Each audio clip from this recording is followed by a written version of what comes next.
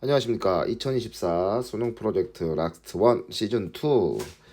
자, 오늘 비대면 4강 문학 현대시 마지막 강의 진행해 보도록 하겠습니다. 자, 오늘 할 패턴은요. 강의 노트 먼저 준비하세요. 강의 노트 몇 쪽이냐면 10쪽입니다. 10쪽.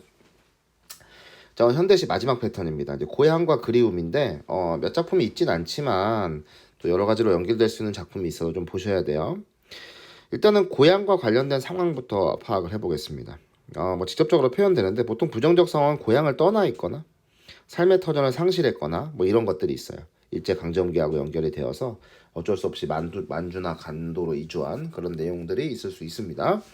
근데 우리가 이제 그 어떤 고향에 관련된 얘기뿐만 아니라 오늘은 그리움까지 다뤄볼 거라서 오늘은 이제 특히 이제 유년 시절 고향에 있었을 때 어떤 거기에 대한 그리움들 좀 진행을 해볼 겁니다.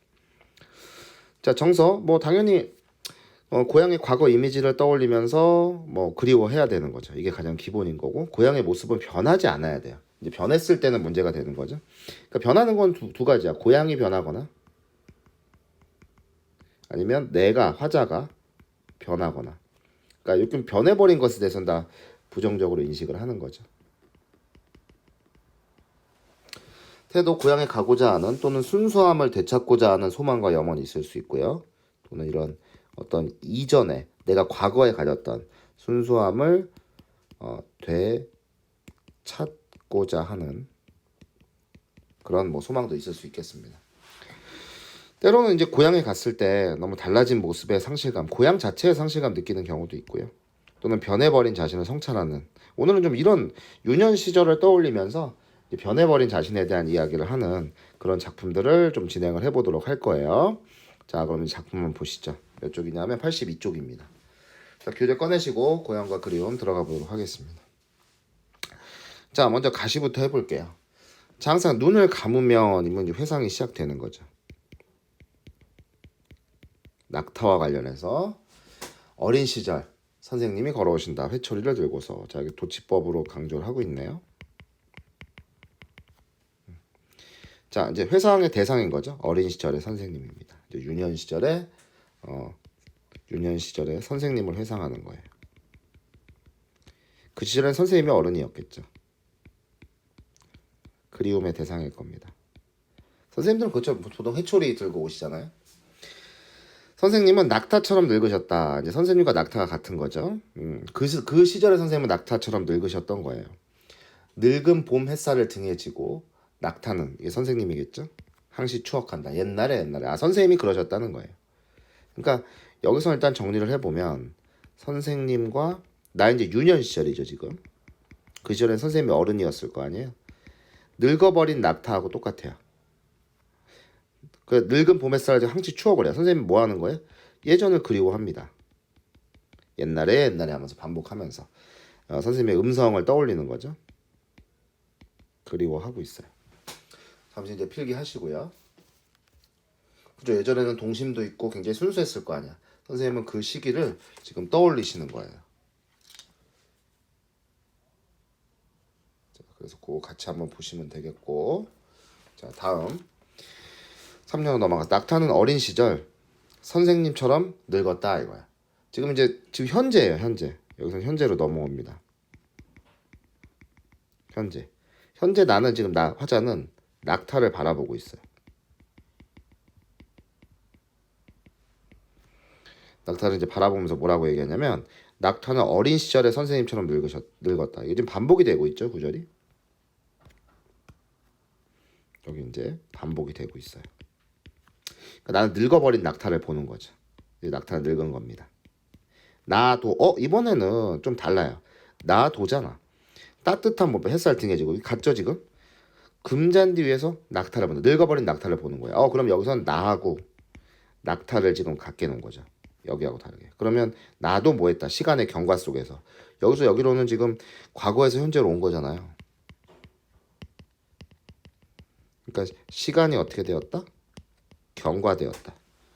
그러니까 나는 이제 늙어버린 거죠. 누구처럼? 선생님처럼. 낙타처럼. 늙어버린 겁니다. 갖게 나온 거예요. 자, 그래서 모두 이제 나나 낙타나 다 봄볕을 쬐고 있어요. 선생님도 이렇게 햇살을 등에 진 것처럼 나도 낙타하고 같이 이게 봄볕을 등에 지고 있습니다. 금잔디 위에서 낙타를 봅니다. 그래서 내가 여인, 내가 없어져 버린, 사라져 버린 상실감이에요. 상실감이죠, 상실감. 그걸 느끼고 있어. 여인 동심의 옛 이야기가 여기저기 떠넘져 있음직한 동물원에요.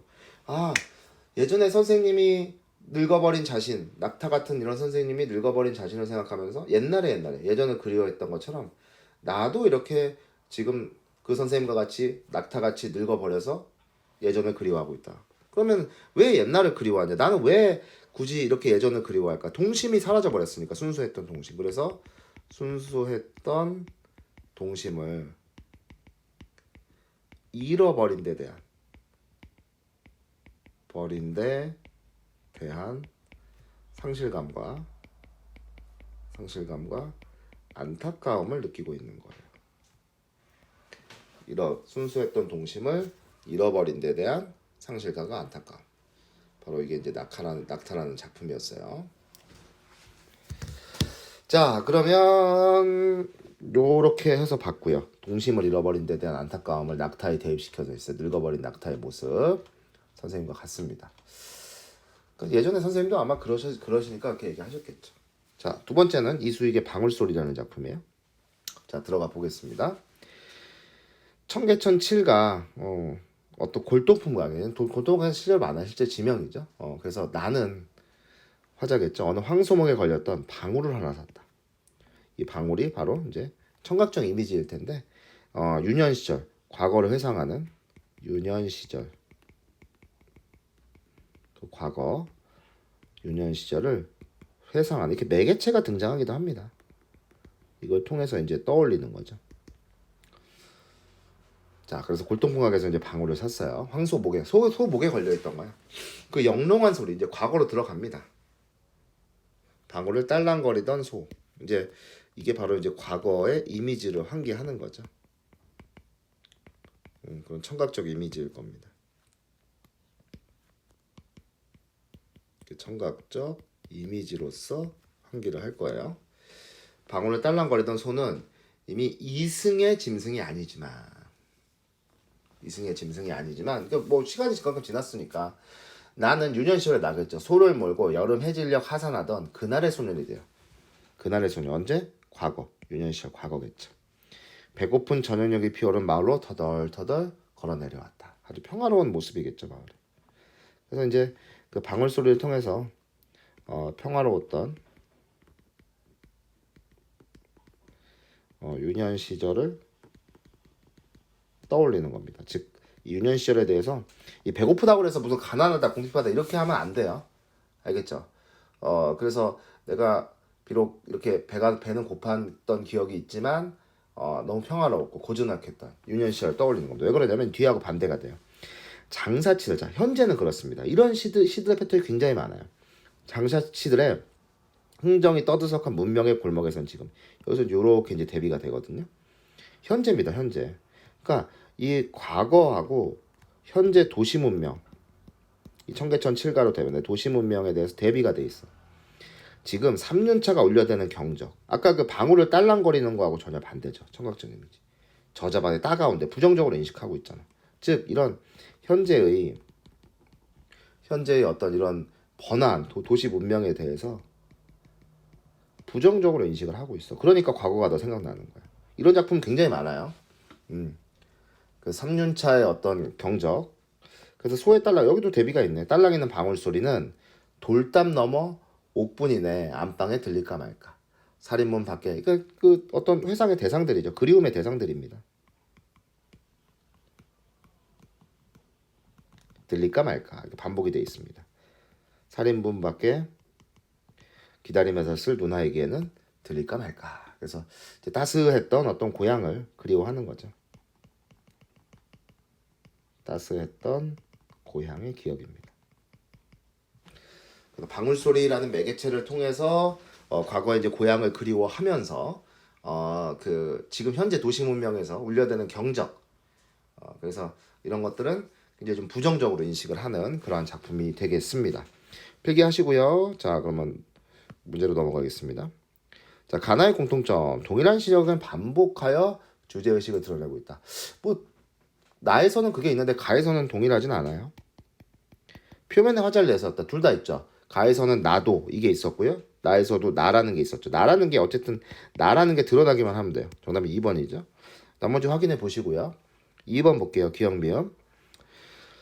1번 보면 기억을 통해 화자가 어린 시절에 선생님이 회초리를 들고 있는 모습 인상적으로 기억한다. 맞죠? 2번 니은을 통해 풍족한 생활을 할 수 없다. 뭐 풍족한 생활을 그죠? 뭐 배고픈 저녁 연기가 있으니까 이제 풍족하진 않았어요. 그렇지만 행복했다는 겁니다. 따스했다는 거예요. 자, 그 다음에 디귿. 현재 화자는 사람들과 자동차로 시끄러운 문명의 공간으로 변해버린 고향 마을에 위치하고 있다. 고향이 이렇게 변했다는 게 아니에요. 다른 공간입니다. 다른 공간. 도시에서 청계천 7가 골동품 가게라고 그랬잖아. 청계천이 그런 전형적인 어떤 그런 고향의 이미지는 아닐 거 아니에요. 3번으로 봐야 됩니다. 고향 마을에 위치한 게 아니에요. 3번 동물원과 골동품 가게. 자, 동물원과 달리 골동품 가게는 화자가 얻게 된 가치. 적절한 거잖아요. 얻게 된 가치가 아니라 오히려 상실한 거와 관계가 있죠. 내가 여기서 지금 뭐예요? 지금 시끄러운 문명에 있던 공간에 있다 보니까 그래서 아닌 거고. 그 다음에 2번 나의 골동품 가게와 달리 가의 공무원 현실에 대한 대응 태도를 암시한다. 아니고요. 이상한 말이요. 가의 동물원 나의 골동품 가게 모두 화자 인식이 전환된다. 전환되고 있는 거 아니고요. 가의 동물원 나의 골동품 가게 모두 화자의 처지에 따라 달라지는 정서 아니고요. 그쵸? 동물원이나 동물원의 낙타나 이 골동품 가게에 있는 방울소리 모두 회상의 매개체가 되는 거죠. 둘 다 회상의 매개체라고 볼 수 있겠습니다. 정답은 5번이에요. 자, 그래서 고향과 그리움 일단은 우리가 그 첫 번째 작품 해봤습니다. 자, 고향과 그리움 두 번째 작품이 되겠습니다. 이 작품 이제 개념학습에 있는데요. 먼저 보기 먼저 보실게요. 시인이 좀 그 상황을 우리가 좀 알아야 돼서 자서전 작가가 곧 화자가 되는 그런 작품이 되겠습니다. 그래서 이제 문둥병에 걸렸다, 뭐 한센병이라고 하죠. 우리가 뭐 소록도 이런 것들 여러분들 네이버에 쳐보시면 나올 텐데, 자 그래서 이제 한센병이라고 합니다. 한센병. 그래서 당시 이제 문둥이라고 그래서 사실 사람들에게 가까이 가지 못했죠. 이렇게 피부의 어떤 그 병의 일종인데 이게 아무래도 모습이나 이런 것들이 좀 흉측하다고 생각이 들고 뭐 이렇다 보니까 사실은 거기서 이제 사람들을 멀리할 수밖에 없고 이런 상황들이 있어요. 그러니까 당시에는 아무래도 이게 뭐 전염이 되고 이런 병이다 보니까 그 격리를 해야 되고 이런 게 있어서 소록도라고 이제 한센병, 나병이라고도 하고 뭐 속된 말로 문둥병이라고도 하고 뭐 한센병이라고도 하는데 소록도 이제 격리를 이렇게 시켜놨죠. 그리고 또 이 피부병의 일종이다 보니까 굉장히 좀 모습들이 보기에는 좀 안 좋고 이러다 보니까 그랬어요. 그래서 시인 자신이 이제 하나원 시인이 그 나병 이제 문둥병에 걸리게 된 거죠. 그래서 이 자서전격으로 이제 그렇게 이 시를 쓰면서 이제 그런 얘기를 썼던 거고 그 자서전에 이제 대표 나와 있습니다. 그래서 이제 그 문둥병에 걸려서 세상을 차릴 거라 이제 격리가 됐어야 되기 때문에 지금은 근데 이 뭐 치료제도 잘 발달이 돼 있고 또 이렇게 전염성이 사실은 그렇게 크지 않다고 그래요. 그래서 지금은 뭐 이렇게 격리 예전처럼 그렇게 심한 격리는 필요가 없고 사실은 적극적으로 치료만 하면 또 금방 나아지기도 하고 전염성도 많이 없다고 합니다. 당장에 격리가 됐어. 그래서 이 꼴로 아주 모습이 흉측했으니까 그래서 밤이 오도록 기다 세상 사람들이 막 돌도 던지고 막 이랬대요. 가까이 오지 말라고. 우리가 한 2년 전, 3년 전에 뭐 코로나 뭐 이런 얘기 있으면 막 사람들 마녀 사냥하고 그랬잖아요. 그런 거랑 뭐 똑같을 겁니다. 그래서 인간 폐업령이라고 하죠. 자, 그럼 모든 것들이 사실 그리울 겁니다. 이 나병으로 인해 격리될 수밖에 없었던 그런 시인의 삶을 우리가 생각을 하면서 이 작품 볼게요. 전체적으로는 이제 청각적 이미지하고 모든 것들이 좀 반복이 돼 있죠. 그래서 이런 것들이 좀 많다는 걸 확인하시면서 이제 보리로 부는 그 필입니다. 그래서 이 보리 필이는 어쨌든 그런 뭔가를 떠올리게 하는 그리움의 매개체가 돼요. 그 그림을 표출하는 수단이죠. 그리움을 표출하는 수단이다. 이렇게 생각하시면 되겠습니다. 그 보리필이 불면 보문도 계절 나와 있네요. 고향이 그리워. 첫 번째는 이제 그리움의 대상 1입니다. 그리움의 대상 1 이렇게 놓으시면 되겠습니다. 그래서 필일리 음성 상징어예요. 보리필이의 소리를 흉내를 낸 거죠. 음성 상징어. 예, 2연 보겠습니다. 그래서 음성 상징어. 그래서 고향에 대한 그리움이 있고요. 2연 볼게요. 보리필이 불며 꽃청산, 어린 시절이 그리워. 그러니까 어린 시절은 본인이 이제 병에 걸리기 이전일 거 아니에요. 그래서 아이고 검은색으로 어린 시절이 그리운 겁니다. 나병에 걸리기 이전이겠죠. 필일리 반복돼 있어. 그래서 어린 시절은 이제 병에 걸리기 전일 겁니다.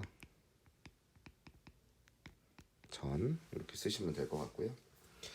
3년 뭐 똑같이 반복되고 있어. 보리필이 불며 인환의 거리. 인환이라는 건 이제 인간의 세계 아닙니까? 인간사 그리움. 아까 보기에 나와 있었잖아요.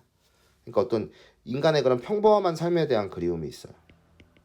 그리움의 대상 세 번째 겁니다. 인간의 삶과 보통 사람의 일상이 그리운 거죠.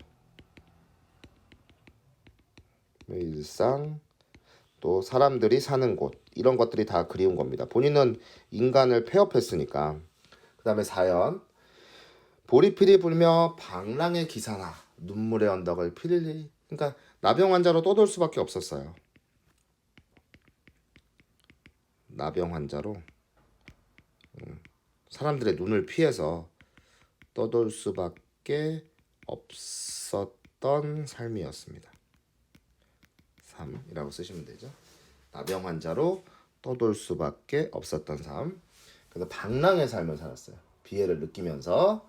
자, 그래서 고향이라든가 어린 시절, 또 인간사 이런 것들을 다 그리워하고 있는 그런 작품이 되겠습니다. 뭐 작품은 굉장히 간단하죠. 자, 문제 한번 이제 보시면 1번 밑글에 대한 설명으로 적절한 뭐 그렇지 않으면 X 19의 반복 뭐 굉장히 많죠. 의인화 없었고요. 음성상징어 필일리 나와 있었고요. 연세법 끝말잇기입니다. 끝말잇기. 끝말잇기는 안 나와 있었어요. 자, 그 다음에 2번 자서전의 일부 문제 한번 보시죠. 세상아 잘 있거라 하면 어쩔 수 없이 떠나는 처지. 인간사에 대한 그리움 생길 수밖에 없었겠죠. 그렇죠?